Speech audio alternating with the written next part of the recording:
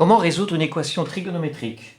Une équation trigonométrique, c'est une équation dans laquelle figure au moins un nombre trigonométrique d'un angle, donc un sinus, un cosinus, une tangente, une cotangente par exemple. Alors pour résoudre une équation trigonométrique, on commence par l'examiner pour repérer si elle possède certaines caractéristiques. Et alors peut-être qu'elle fait partie d'une des catégories d'équations pour lesquelles il existe une technique de résolution bien précise. Par exemple, une équation trigonométrique simple, c'est une équation trigonométrique dans laquelle ne figure qu'un seul des nombres trigonométriques, un sinus, un cosinus, une tangente, une cotangente par exemple, avec un angle égal à une constante. C'est une équation trigonométrique simple, et on verra que la plupart des équations trigonométriques se ramènent en fait à la résolution d'une ou de plusieurs équations trigonométriques simples, donc c'est quelque chose qu'il faut bien maîtriser.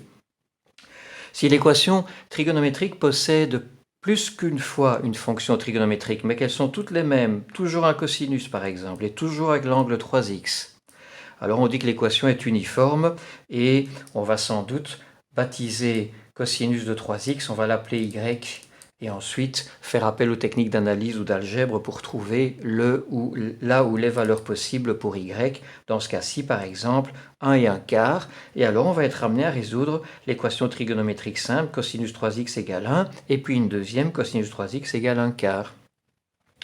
Si l'équation trigonométrique possède un terme en cosinus, un terme en sinus, tous les deux avec le même angle, précédé éventuellement d'une constante qui est un nombre réel, ici 3 et moins 5, et puis d'un terme indépendant, 2 ici, l'équation s'appelle une équation trigonométrique linéaire, et là aussi, eh bien, il existe une technique de résolution bien précise qu'on verra dans la suite.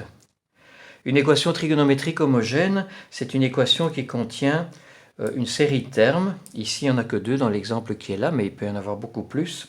Et chaque terme contient le produit de sinus et de cosinus, chacun d'eux élevé à une certaine puissance, et l'équation est homogène si la somme de ces puissances, la somme de ces exposants est la même. Ici, c'est comme s'il y avait un 1, est la même dans chacun des termes. Donc dans le premier terme, la somme des exposants vaut 5, dans le deuxième des termes aussi, on dit que l'équation est homogène en sinus x fois cosinus x, et là aussi, il existe une technique de résolution bien précise qui sera vue dans la suite. Une équation trigonométrique symétrique, c'est une équation pour laquelle, si on permute sinus et cosinus, donc on réécrit l'équation et on remplace sinus par cosinus et cosinus par sinus, l'équation reste strictement identique à elle-même. Dans ce cas-là, on dit que c'est une équation symétrique. Par exemple, ici, s'il y avait eu un moins là, elle n'aurait pas été symétrique. S'il y avait eu un 4 au lieu d'un 2, elle n'aurait pas été symétrique non plus. Là aussi, il existe une technique bien précise qui sera vue dans la suite. Si l'équation qu'on doit résoudre ne correspond à aucun de ces types, c'est qu'elle est quelconque. Et alors, l'objectif que l'on va poursuivre, c'est de la transformer en une autre, qui lui est équivalente bien sûr, mais qui peut s'écrire sous la forme d'un produit, d'un certain nombre de facteurs, un facteur, 2 facteurs, 3 facteurs plus, et ce produit doit être égal à 0. Donc pour y arriver, on va utiliser tout ce qu'on connaît en mathématiques, principalement dans ce cas-ci les formules de trigonométrie entre autres, mais aussi les techniques de factorisation en algèbre pour essayer de factoriser l'équation. Autrement dit, chaque fois qu'il y aura moyen de mettre quelque chose en évidence, on le fera, puisque quand on met quelque chose en évidence, ça permet de créer 2 facteurs.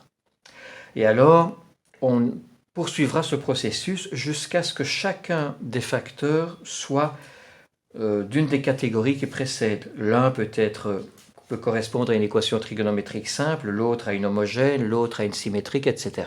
Et ensuite, la règle du produit nul en algèbre nous indique que chacun des facteurs peut être égalé à 0 et ça correspondra à autant d'équations d'un des types précédents. Voilà.